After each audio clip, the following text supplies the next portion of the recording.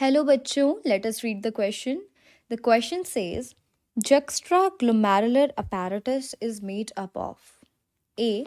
Juxtaglomerular cell, macula densa and Lacus cell. B. Juxtaglomerular cell, Purkinje cell and Schiff cell.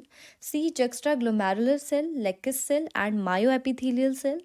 D. Juxtaglomerular cell, macula densa and Erzin-Taffin cell. So the key concept behind this question is regulation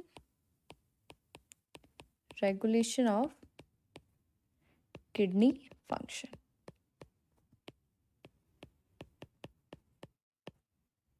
right तो यहाँ पे हमें पूछा है जक्स्ट्राग्लोमेरुलर apparatus के बारे में। होता क्या है जक्स्ट्राग्लोमेरुलर अपैरेटस?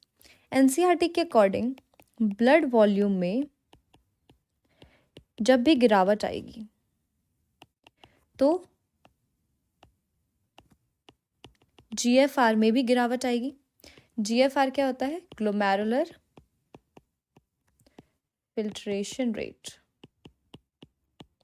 और जब जीएफआर में गिरावट आएगी तो जेजी सेल्स स्टिमुलेट होंगे। जेजी सेल्स रिलीज करेंगे रेनिन और ये रेनिन क्या करेगा? एंजियोटेंसिनोजन को एंजियोटेंसिन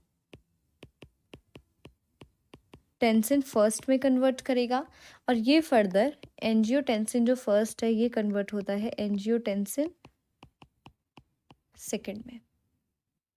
राइट अब क्या होता है यहाँ पे? ये एंजियोटेंसिन सेकंड जो है ये है वेजो कॉन्स्ट्रिक्टर। राइट अब ये क्या करता है? ये बीपी को बढ़ाता है, ब्लड प्रेशर को बढ़ाता है।